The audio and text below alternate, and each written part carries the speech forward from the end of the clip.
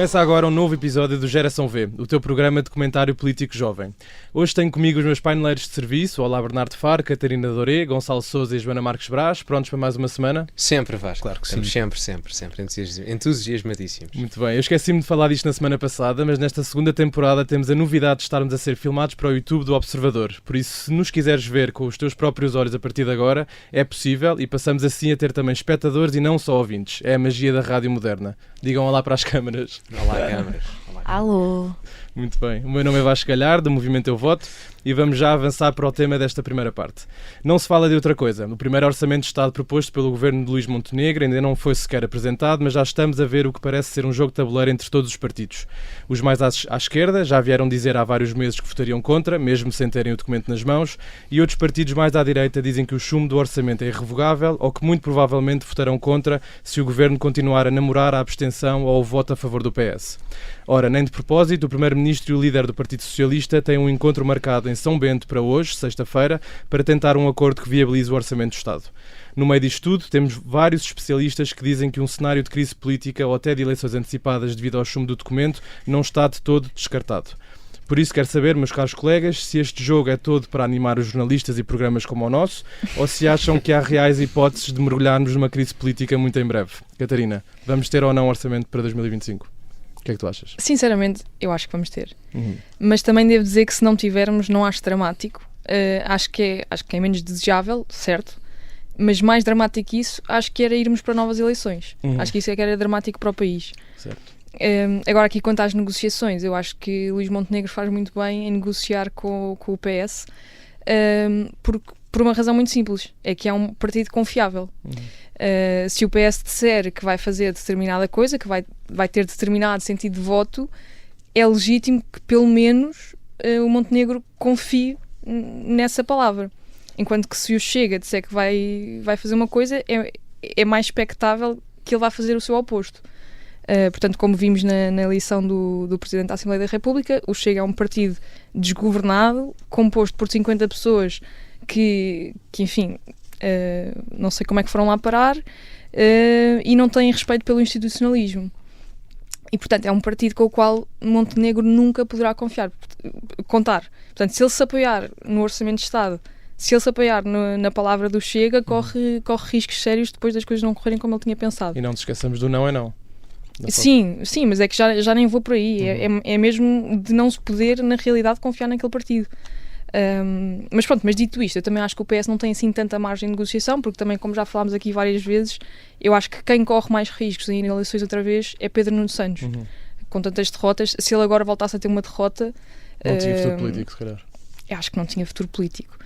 Mas pronto, mas no fim do dia, eu acho que com mais ou menos teatro, para cada partido ter a oportunidade de mostrar aos seus eleitores uma certa imagem, eu acho que o orçamento vai passar. Também se não passar não é dramático. Mas... E a pressão de Marcelo Rebelo de Sousa vale alguma coisa? Ele bem tenta. Ele bem tenta, está sempre a fazer os seus comentários, mas não sei se vale grande coisa. Eu acho que no final do dia o orçamento vai passar. Vamos ver. Gonçalo, o que é que tu achas? Eu acho honestamente que primordialmente Luís Montenegro quer ir a eleições. Achas? Acho. E o Luís Montenegro olha para a conjuntura atual e pensa, bom, historicamente os partidos que mandam governos abaixo caem eleitoralmente nas eleições seguintes. Foi assim com o PRD na década de 80, o Partido Ramalhianos, e foi assim à esquerda em 2022 com o António Costa, com o PCP e o Bloco de Esquerda. Ora, o Luís Montenegro olha para este fator histórico, e a história não se repete, mas rima, e pensa, bom, para o orçamento cair, ou neste caso o orçamento e o governo caírem, quem é que precisa de o chumbar para ser penalizado seguindo esta lógica histórica? É o PS e o Chega. Sim. Ora, Luís Montenegro vê que o PSD até cresceu um bocadinho nas sondagens, em algumas, e que já passa a barreira dos 30%. Vê que a própria Iniciativa Liberal cresceu um bocado, ali para os 7%, mais coisa, menos coisa. Mais uns pozinhos do CDS agregadamente, mesmo que vá em coligação novamente. Ele começa a pensar que já se aproxima dos 40 e tal por cento com a descida do Chega nas últimas sondagens. Ele pensa isto e perspectiva. Bom, tendo o fator histórico do meu lado, as sondagens QB também do meu lado, provocando uma crise política, eu poderei ser extremamente beneficiado nas próximas eleições, caso elas existam em 2025. E há outro fator, que é o espectro da governância total no país. O que é que eu quero dizer com isto?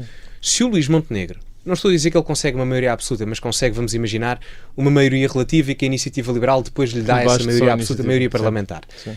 O que o Luís Montenegro vai conseguir fazer, ou o que o PSD em pouco mais de 2 anos conseguiu fazer, foi basicamente fazer o seguinte: da noite para o dia, deixámos de ter uma maioria absoluta do PS a nível nacional para termos um governo do PSD que possivelmente pode crescer nas próximas eleições se elas existirem. A Câmara de Lisboa deixa de ser do Fernando Medina, PS, passa a ser do Carlos Moedas, PSD. A Câmara do Porto continua sempre, é de fácil acesso ao PSD, está lá o Rui Moreira, mas é a mesma família ideológica e antes estava o Rui Rio, portanto, facilmente será PSD também. O Governo da Madeira, PSD. O Governo dos Açores, PSD. Ou seja, o Luís Montenegro olha para o panorama atual, que é extremamente favorável aos votos no PSD, olha para isto e pensa, bom, se calhar eu tenho a história, a conjuntura atual favorável do meu lado e eu posso ter as 5 grandes esferas de poder no país, todas no meu partido. O Governo Nacional com uma maioria relativa do PSD, a Câmara do Porto, PSD, a Câmara de Lisboa, PSD, o Governo Regional dos Açores, PSD e o Governo da Madeira, PSD. Sim. Portanto, claramente parece-me que o Luís Montenegro está a provocar isto, parece-me, e inteligentemente, da forma dele, não é? O benefício pessoal e partidário dele. Mas não achas que as pessoas estão cansadas de eleições? Não achas que os portugueses vão... não sei... Não, eu acho que não, porque honestamente as pessoas, nós já votamos para muita coisa, não é? Não vai ser mais uma ou menos eleição. Eu compreendo a questão, porque seriam as terceiras em 3 anos, mas as pessoas votam várias vezes ao ano por vezes. Repara, só num pouco período de espaço de tempo nós tivemos 2021 presidenciais e autárquicas, 2022 legislativas, 2024 novas legislativas europeias. E vamos ter... Portanto, ir a eleições é uma coisa perfeitamente normal. Compreendo a questão do cansaço eleitoral, compreendo o argumento, mas acho que não seja por aí. E, portanto, tanto que, deixa-me só rematar aqui, algumas medidas que o Governo agora está a implementar, nomeadamente pelas palavras do Ministro Leitão Amaro, são a apelar muito a um eleitorado similar ao do Chega. Não sei se viram agora as últimas notícias, mas aos controlos biométricos de imigração ilegal e etc. Portanto, isto são medidas, até podem nem fazê-las, mas mediaticamente estão a ir buscar votos lá. Estão a ir buscar votos. Se calhar não vão buscar 10%, mas se calhar 3 ou 4% já faz diferença numa eleição futura. Portanto, a mim parece-me que Luís Montenegro não quer aprovar este orçamento. Achas tu? Sim. Acho eu, mas para Pedro Nuno Santos seria mais vantajoso aprová-lo do que propriamente não o aprovar. Era o que a Catarina estava a dizer. Querias dizer alguma coisa, Catarina? Só para... Não, eu ia só dizer que no fator histórico não nos esqueçamos que há uma diferença, é que os partidos à esquerda do PS foram muito penalizados porque eles tinham feito parte da solução governativa e depois vieram fazer uma espécie de uma birra, enquanto que o Chega nunca fez parte da solução governativa e isso joga a favor deles. Mas isso já aconteceu à direita também, na década de 80. Sim, mas... Portanto, agora... é um exemplo... Mas nós já não estamos na década de 80, não é? E o partido... Mas rima, não é? Portanto, eu acho que nós não... E o partido... Deixa-me só rematar aqui. Nós não podemos ignorar o fator histórico. Eu compreendo que nós não estamos na década de 80, mas da mesma forma que aconteceu na década de 80 à direita, aconteceu na década de 20 do século XXI à esquerda. Portanto, nós... Depois de fazerem parte da solução governativa. Mas, força. Joana, eu queria só dizer uma coisa em relação a isto, que é o partido de Ramalhianos teve uma ascensão muito rápida e uma queda também muito rápida, e isto foi numa altura em que estávamos a construir democracia, portanto só já depois na década de 80, mais tarde após esse momento que estás a dizer, é que se começou a solidificar cada vez melhor a democracia. Portanto, eu acho que esse exemplo histórico da década de 80 é um bocadinho, não há uma analogia direta, porque as situações não eram semelhantes. Se calhar mais próximo da ascensão rápida que o Chega teve, não porque os partidos não tinham nada a ver, mas mais por aí. Mas relativamente àquilo que aconteceu com os partidos à esquerda, é verdade que eles foram culpabilizados por irmos a eleições e nisso percebo o argumento. Sim. Bernardo, o que é que tu achas em relação a este orçamento? Vasco, eu antes de mais, eu acho que em parte concordo com o que o Gonçalo está a dizer. Ou seja, o interesse está do lado do Luís Montenegro em forçar a mão ao PS para tentar naturalmente bloqueá-los nesta aprovação do Orçamento de Estado, mas também... na medida em que o Luís Montenegro não abre grande diálogo àquilo que ao Chega, vemos um André Ventura também, que coitado, e aqui eu acho que tem piada até ver, que ele bem que se tenta mover, não é? Diz que não e afinal não é não, afinal é um nin, afinal é um talvez. Foi o irrevogável do Paulo Parto. Exatamente, é isso. Portanto, aquilo que para mim também tem piada aqui é ver o Chega, que naturalmente, é assim, o Chega ele só poderá votar contra se efetivamente o PS tiver uma posição favorável do Orçamento do Estado contra o qual o Chega está. Porque se o Chega vota contra um Orçamento do Estado no qual o PS não comunga, está o Chega a perder grande parte do eleitorado porque deixa de ser o partido do contra. E, portanto, isto aqui é uma ginga-joga muito interessante nós conseguirmos ver. E depois cá está, temos aqui o professor Marcelo, o presidente, que passa a vida aqui neste forcing de que se o Orçamento do Estado não for aprovado, que vamos a eleições. Ora bem, eu não sei se assim será, eu não acredito neste cansaço também. Reparemos que todos nós temos que todos os meses gastar dinheiro no supermercado e é capaz de ser mais penoso do que ir a mais umas eleições. Portanto, posto isto, eu acho que se nós tivermos novamente eleições, elas hão de acontecer. Se o governo efetivamente vier abaixo por condições de não aprovação do Orçamento de Estado, eu quero acreditar que sim, o PSD aqui sairá vitorioso, se e no caso de o PS não estar aqui a favor. Agora, também te digo, eu acho que eu estou muito... Eu, mais do que falar sobre ele passa ou não passa, eu até gostava mais era de ver o que é que neste momento já está em discussão. Porque eu estava hoje a ver 5,8 mil milhões de euros já estão comprometidos com dívida, temos descidas significativas nas taxas de IRC, que para mim isto, exatamente, temos o IRS jovem a entrar também, temos um aumento do salário mínimo aproximando muito daquilo que é um salário médio nacional, e portanto nós estamos aqui, aquilo que eu até gostava de ver e que a discussão se centrasse mais nisso neste momento, é o que é este modelo de governação orçamental que o PSD e o Governo prevêem, neste caso, para a governação do país. E depois, em torno disso, ver a ser discutido o que é que vai ser o posicionamento de cada um destes partidos. Pronto. Posto isto, e dado que nós estamos a gravar e está a cerca de 1h30 da tarde de sexta-feira, sabemos também que hoje o Luís Montenegro se vai reunir com Pedro Nuno Santos, significa que daí haveremos de ver o que é que virá ou não. Até lá temos que então, a IEL diz que muito dificilmente vai aprovar este Orçamento de Estado, à esquerda nem vale a pena falar. Exato. Temos ainda o Aguiar Branco, que vem aqui numa postura muito presidencialista também, dizer sim. Meninos, entendam-se, isto não é o Big Brother, isto não pode ser uma moção de censura, mas eu acho que o veto ou não da parte do PS a este Orçamento de Estado será em si essa moção de censura. Mas eu acho que Montenegro está a ser...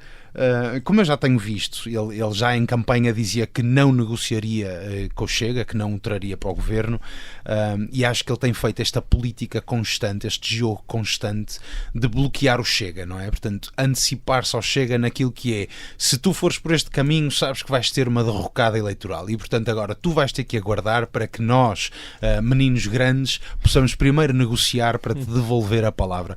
E, portanto, estou muito expectante desta conversa que aí vem entre o Pedro Nuno Santos e o Luís Montenegro, só de ressalvar também que o Pedro Nuno Santos também há de ter outros temas na cabeça, se bem que as coisas estão relativamente tranquilas para ele, porque o PS tem grandes eleições a acontecer em várias federações entre hoje, sexta-feira, e amanhã, sábado. Portanto, cerca de 19 federações, se não estou em erro, estão em eleições, portanto, em termos da discussão interna, mas, portanto, acho que aí o Pedro Nuno Santos poderá estar a ter que garantir que a casa está organizada, portanto, que há sempre este caciquismo político partidário a acontecer, mas acho que não há de ser aí grande tema. Portanto, estou expectante para ver o que vai ser esta negociação à esquerda com o PS e depois, em função disso, aonde é que o Chega também se vai posicionar. Muito bem, obrigado, Bernardo. E Joana, queremos ouvir a tua opinião. Bom, eu acho que já foi muita coisa dita.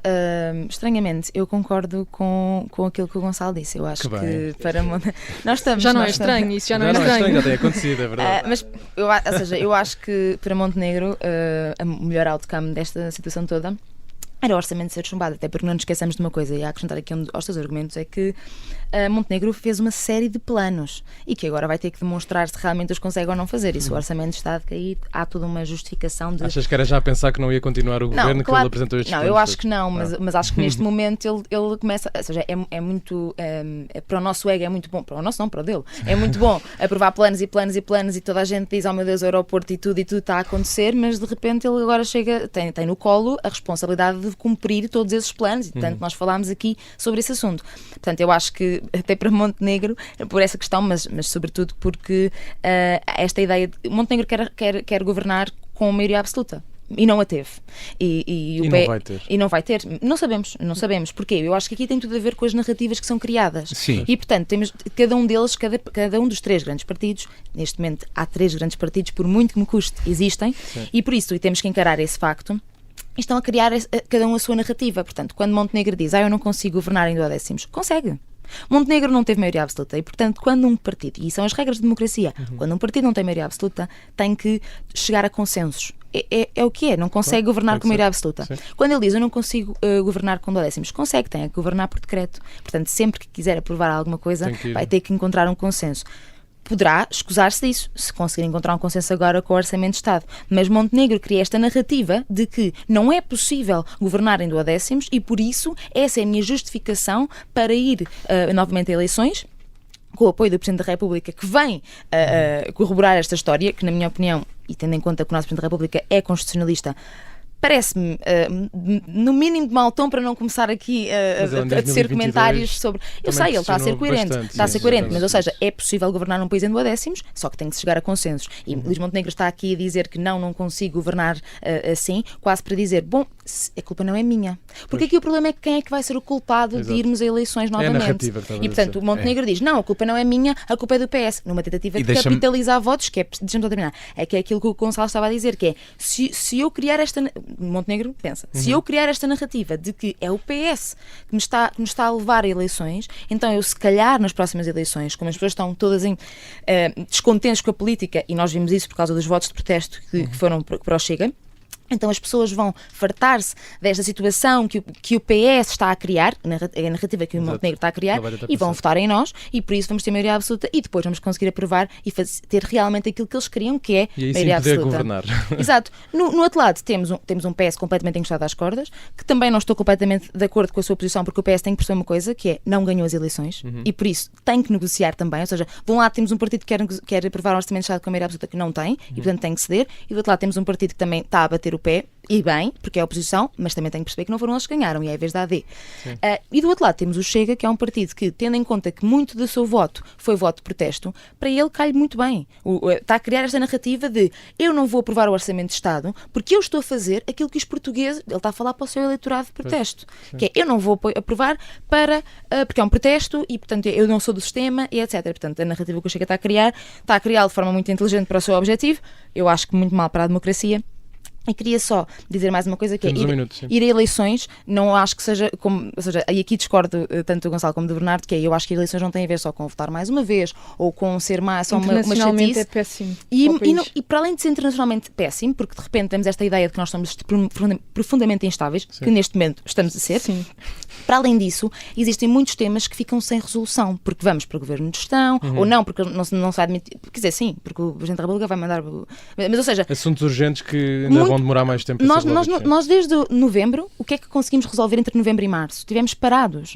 Houve uma série de assuntos, e eu vou trazer um tema na segunda parte precisamente sobre isso, que é, nós estamos com uma série de questões que podíamos resolver e não resolvemos, e financeiramente também nos pesa. Portanto, acho que ir a eleições seria profundamente grave para o país, e sobre aquilo que a Catarina disse sobre Pedro Nuno Santos, eu não me importo nada do futuro político de Pedro Nuno Santos, eu importo muito mais com o futuro da democracia em Portugal. Claro, eu estava a falar da perspectiva dele. É isso, eu acho que eles deviam pensar muito mais no país e não tanto nos seus egos. Bernardo, queres dizer alguma coisa em 30 segundos? Não, neste caso era só mesmo reforçar o que a Joana estava a dizer, que nesse caso eu concordo com ela, que é, e isto tem muita piada, porque há muitos anos que eu observo que a esquerda é uma máquina a criar narrativas, e eles são muito bons. Mas de repente eu não conheço a narrativa do PS, não vejo qual é, não consigo entender, e ao contrário vejo duas narrativas efetivamente muito fortes, uma nomeadamente do governo, que é deixem-nos governar. E isto está a ser insistido já há algum tempo, e agora uma vez mais também, aprovem o orçamento, deixem-nos governar, deixem-nos fazer acontecer. Gonçalo, para fechar. Sem maioria absoluta. Certo. Não tem maioria absoluta. Para fechar. Eu só queria dar uma nota. Eu percebo a questão do que tu disseste, da questão dos votos de protesto do Chega, mas esta narrativa do governo também vai prejudicar o Chega. Porque os 18% do Chega já não são só votos de protesto. Era muita gente a protestar, que era, obviamente, mas não são os 18%. Portanto, há ali uma percentagem até significativa, que era os 3, 4, 5%, que poderão não ser votos de protesto, mas apenas descontentamento com o status quo do PSD ou do centro-direita, Temos que fechar. que vai deixar o Chega comparativamente às últimas eleições. Isso é possível de acontecer. E como já é habitual, vou pedir à Joana, ao Gonçalo, à Catarina e ao Bernardo para fazerem a sua recomendação da semana. Bernardo, o que é que nos vais recomendar hoje? Olha, Vasco, desta vez eu vou sugerir um documentário que está agora, foi lançado esta semana, ou há uma semana e tal, na Netflix, com o Bill Gates, chamada What's Next, ok? Basicamente, para quem não sabe, portanto, Bill Gates, fundador da Microsoft, um dos homens mais ricos do mundo e que está hoje em dia envolvido em várias iniciativas, desde vacinação e tentar acabar com algumas das doenças infecto-contagiosas no mundo, como a malária, entre outros. Está precisamente também no combate às alterações climatéricas, está envolvido também com aquilo que é o avanço da inteligência artificial através da OpenAI. Pronto, não interessa, é um homem com muita atividade, naturalmente, e aquilo que eu estou a gostar no documentário é que é um bocadinho segui-lo nestes vários temas, onde ele se senta com gente entendida, recolhe várias opiniões e a tentar perceber, nós ficamos rapidamente com uma opinião um bocadinho generalizada sobre o que é que está a ser feito e o que é que pode ou não ser alcançado. E acho que é muito interessante nesse sentido. Portanto, What's Next, Bill Gates na Netflix. Muito bem, obrigado, Gonçalo. Eu vou dar uma sugestão cinematográfica. Próxima quinta-feira sai o próximo filme do Joker, acho que é Joker 2, acho eu, não é? Acho que é assim que se chama. Mas eu gostei imenso do primeiro, aborda questões de saúde mental e etc. Embora a resolução não seja obviamente a melhor para quem viu o primeiro filme, não é? Sim.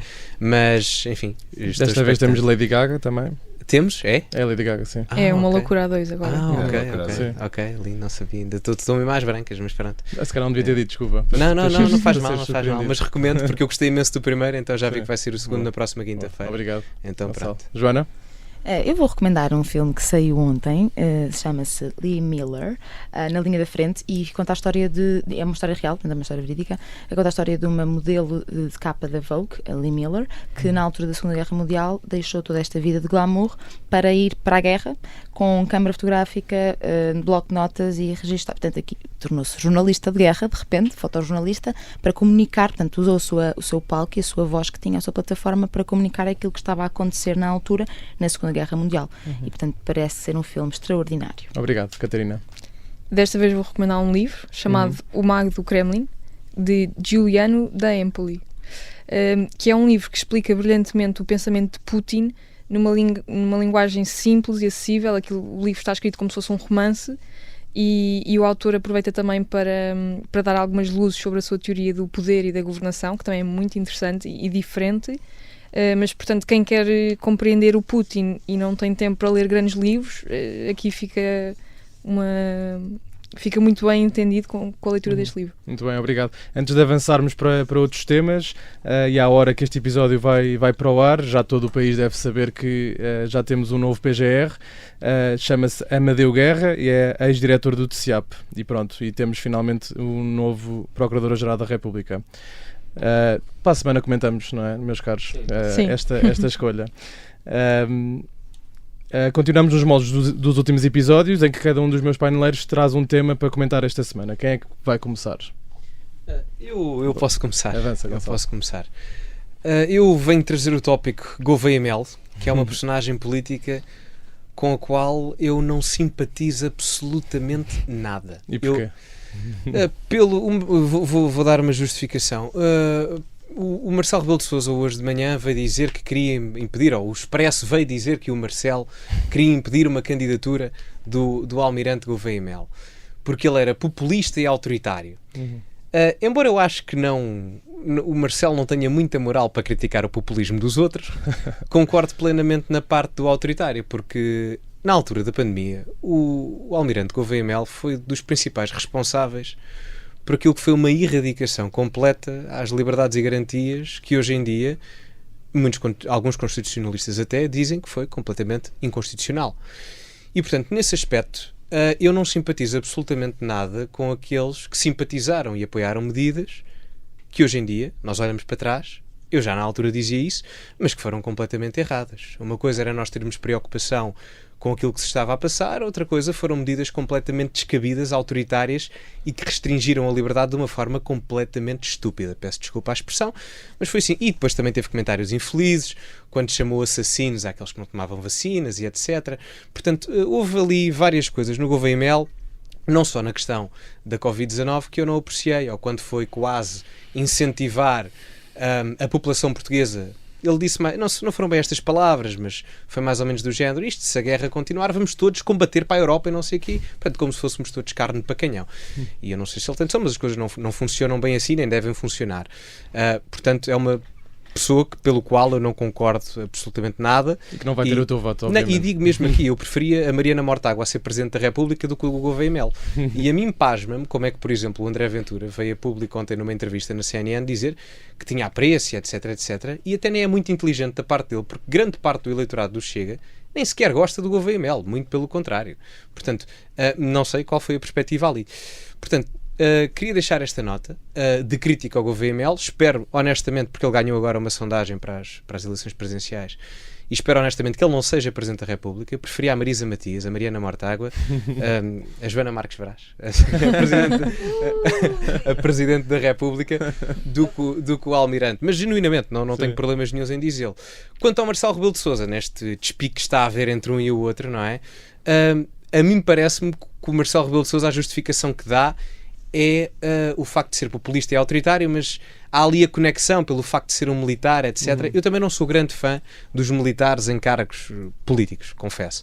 Mas, ao mesmo tempo, o Marcelo, apesar de ser Presidente da República, ele não é ninguém para impedir alguém de se candidatar à Presidência da República. Claro. Não é? Portanto, nesse aspecto, segundo a lei, ele não o poderia fazer. Pode, obviamente, reconduzir o Almirante no cargo, e isso vai fazer com que ele esteja impedido de se candidatar, porque ele vai fazer a recondução em, creio que é novembro ou dezembro de 2025, e, portanto, como as eleições são em janeiro, o Marcelo cortava-lhe logo as hipóteses. Mas não ele é? pode recusar.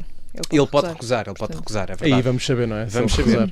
Agora, da minha opinião do Gouveia Melo, do que eu já vi do Gouveia Melo, de lhe dizer, ele disse qualquer coisa do género, se eu algum dia for para a política, não sei o quê, ele não disse batam-me, mas é uma coisa assim do género, mas pá, dê-me um calduço, foi uma coisa assim do género. Isso agora seria estranho se agora seria estranho porque ele disse que nunca se iria candidatar porque dava um péssimo político, mas agora diz que não sabe. Portanto, lembrem-se que se forem votar no Gouveia Melo, estão a votar numa pessoa que disse que ia dar um péssimo político. Acreditem nele. Sim. Acreditem nele. Próxima pessoa, Catarina? Pode ser, eu acho que, ou seja, eu concordo em parte com o Gonçalo, mas não em tudo. Ou seja, acho que o Gouveia Melo já há algum tempo que já vem a admitir a sua possibilidade de ir para a política, sempre numa lógica de se o meu país quiser que eu o sirva, eu vou servi-lo. A política tem que ser um bem para a comunidade e nós todos temos que servir a comunidade. Portanto, ele já vem a admitir a sua participação política há algum tempo. Sim. E também não concordo plenamente que ele tenha sido responsável pelas medidas restritivas, porque acho que isso foi mais a parte política. Eu não disse que ele foi responsável. Ele cumpriu ordens por apoiar. Pronto, por sim, apoiar, isso apoiou, incentivar. mas a parte política das medidas, aliás, ele nem sequer poderia participar nelas. Sim. Mas pronto, obviamente que ele foi um homem importante no momento do país, que estava a ser crítico. Era preciso alguém lançar mãos sobre a logística toda de vacinar Portugal. Inteiro, sim. Mas eu não acho que ele tenha... Ou seja, eu acho que ele foi um homem muito importante naquela altura, mas não acho que tenha sido um homem insubstituível. No sentido em que eu acho que outro militar naquela teria posição, feito... exatamente, tinha que ser um militar, porque os militares têm uma capacidade logística absolutamente, aliás, fora do comum e que é, aliás, a sua formação também. E, portanto, a escolha do militar foi muito boa, mas podia ter sido Gouveia Melo, podia ter sido outro militar. Eu concordo que ele seja autoritário e por isso eu não gosto dele. E há uma coisa que me surpreende, quer dizer, surpreende, mas não me devia surpreender, que é os portugueses gostam de pessoas autoritárias, gostam de uma mão de ferro. E de facto, Salazar governou de 40 anos Portugal, não foi sempre com a discordância da maioria do país. É uma realidade. As pessoas... há aquela ideia, há aquele gosto de uma certa ordem. E, de facto, estes cenários que nós temos tido, por exemplo, o teatro que está a ver o espetáculo à volta do orçamento, pronto, faz as pessoas procurarem soluções que sejam mais mão de ferro. E de repente, Gouveia Melo, lá está, que foi um homem importante numa determinada altura, de repente parece que é o herói da pátria e surge à frente em todas as sondagens. Pronto, e eu gostava só de dizer que... Não vais votar nele, pois não? Não. Bem, boa. Mas sinceramente eu não gosto de nenhum dos nomes que têm sido apontados, à exceção de Leonor Beleza, que é quem eu gostava que fosse a candidata, mas que já veio dizer que não. Sim. Mas se fosse Leonor Beleza, ficava muito contente. Agora, nenhum dos outros candidatos me agrada. Ok, Gonçalo, deixa-me só dar aqui uma sim. nota, porque tu disseste uma coisa muito interessante, Catarina, que foi a questão dos portugueses e a sua relação com o autoritarismo.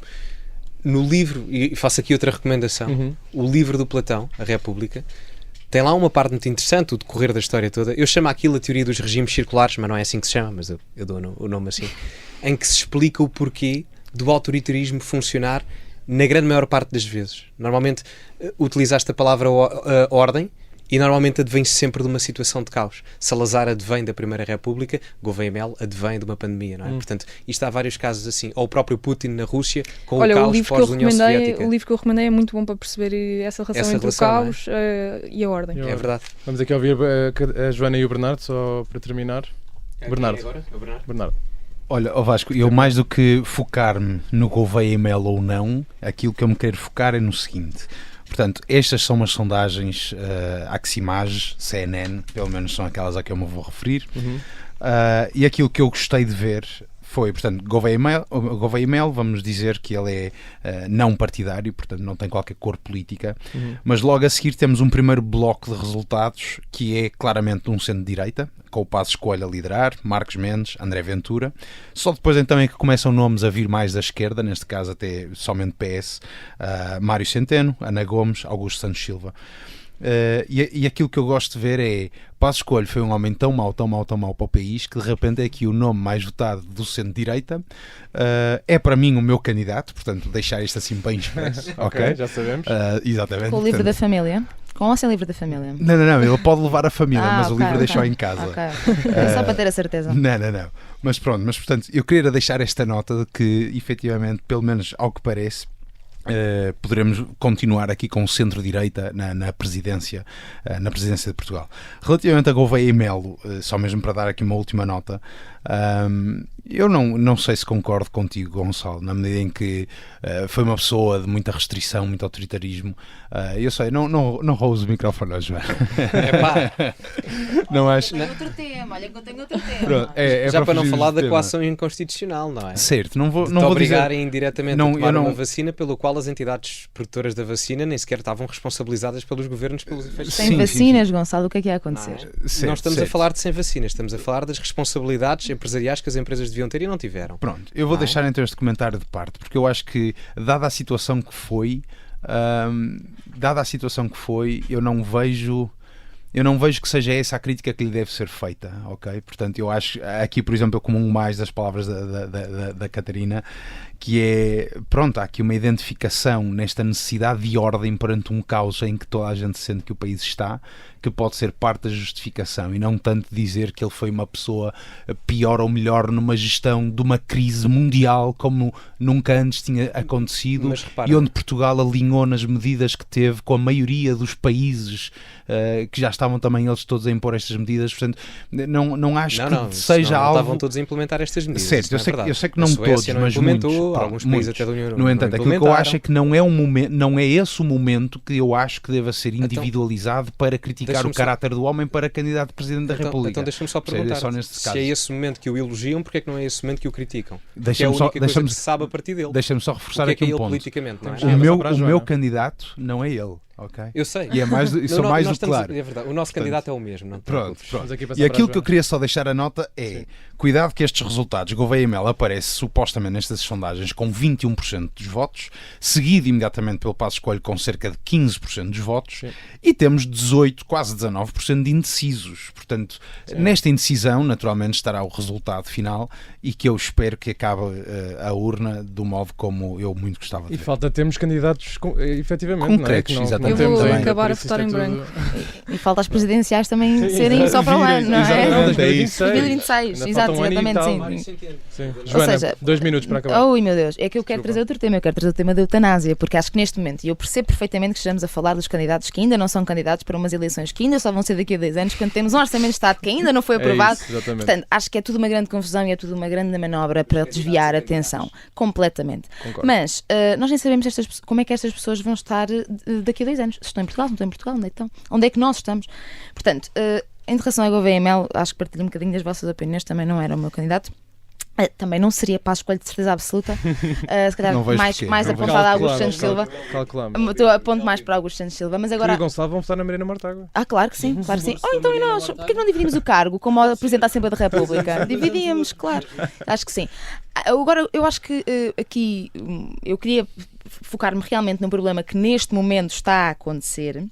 E só dizer a dar a nota que eu, quando li a notícia do Expresso hoje de manhã, achei que era uma piada. Achei mesmo que era uma piada, porque é assim, eu por muito que não queira o Gouveia Melo como Presidente da República, termos o atual Presidente da República a dizer que vai fazer tudo para que ele não seja... Bom, acho que fonte de Belém, não é? é assim, pois também não sabemos até que ponto é que isto é verdade, qual é a veracidade da coisa. Mas o que eu queria trazer é a lei da eutanásia. Porquê? Porque acho que é um problema que neste momento está a acontecer e há sempre estas distrações mediáticas e nós escapa-nos, deixamos passar ao nosso lado. A lei da eutanásia foi aprovada a 16 de maio de 2023 no governo PS, é verdade. Não, foi aprovada também pela Assembleia da República, portanto, mas com uma maioria absoluta do PS, é verdade que sim. E neste momento ainda não há regulamentação para esta lei. Ou seja, alguém se pode eutanasiar? Pode. Há regras para o fazer? Não. Por isso não pode. E é aqui que estamos a viver. Portanto, há uma despenalização da eutanásia. É verdade que existem 2 pedidos de fiscalização sucessiva no Tribunal Constitucional. Mas isso também não é verdade que deve interromper esta lei de provocar, de estar em vigor em Portugal. E neste momento aquilo que a AD está a fazer é, e agora num minuto eu queria dizer mais coisas, mas vou dizer isto num minuto. A AD não concorda com esta lei, até porque a AD tem uma coligação onde tem o CDS e o CSD já se marcou contra esta lei. Já houve um manifesto de 250 personalidades importantes em Portugal, ou relevantes em Portugal, que pedem a regulamentação da lei. A AD, pessoas do PSD e do Chega que se juntaram e fizeram uma carta aberta a dizer que não, senhor, queremos revogar a lei. Estas pessoas, no limite, têm coragem política, porque pedem para revogar. Ou seja, as pessoas do PSD, que são mais à direita, e as pessoas do Chega. Mas a própria AD, portanto, aqui um PSD e um CDS, estão a ser cobardes politicamente. Porque se eles não querem que a lei passe, e se não querem regulamentar a lei, então que a revoguem. Revoguem e lidem com a polémica que isso vai gerar nesta altura em que estamos a aprovar o Orçamento de Estado. Mas que a revoguem, não façam com que esta lei não possa ter efeitos práticos na vida de quem realmente está a sofrer. E isto não é sobre sermos contra a fobia da eutanásia, porque eu ainda não tenho sequer a minha opinião completamente fechada, porque acho que é uma matéria mesmo muito complexa. Para fechar, Joana? Mas esta matéria já foi decidida na Assembleia da República, já passou, e neste momento aquilo que o PSD está a fazer, enquanto executivo, é a atrasar a regulamentação de uma lei porque não tem coragem política para a revogar quando é a sua convicção. Das duas uma, ou revogam ou aprovam a regulamentação. E quando dizem, mesmo para acabar, porque o argumento do PS tem sido, e Paulo não sei, neste caso o CDS, mas aquilo que tem dito é mas o PS também podia ter aprovado e não aprovou e passou muito tempo. Também não estou a favor do PS. Ou seja, o argumento que neste momento o Governo ou a própria coligação no Parlamento tem é: eles não aprovaram o regulamento, por isso nós também não aprovamos. Portanto, estamos aqui num jogo de lutas, estamos no jardim da infância, em que, como eles não aprovaram, nós também não aprovamos. Pronto, e nisto tudo há pessoas a morrer que lutaram anos e anos e anos para a eutanásia e não estão a vê-la, não estão a ver os seus direitos estabelecidos. Volto a referir, não tem a ver com ser a favor ou contra a eutanásia, porque eu não tenho o meu voto fechado. É sobre a violação das instituições da nossa democracia. Obrigado, Joana. O nosso tempo chegou ao fim. Obrigado, Joana, Gonçalo Sousa, Catarina Doura e Bernardo Faro. Temos encontro marcado sextas-feiras às 21h e estamos sempre disponíveis em podcast, onde podes seguir o nosso programa e partilhá-lo com os teus amigos e família. O Geração V é uma parceria entre o O Voto e a Rádio Observador. Eu sou o Vasco Galhardo. Muito obrigado por estares desse lado. Tudo a correr bem e até para a semana.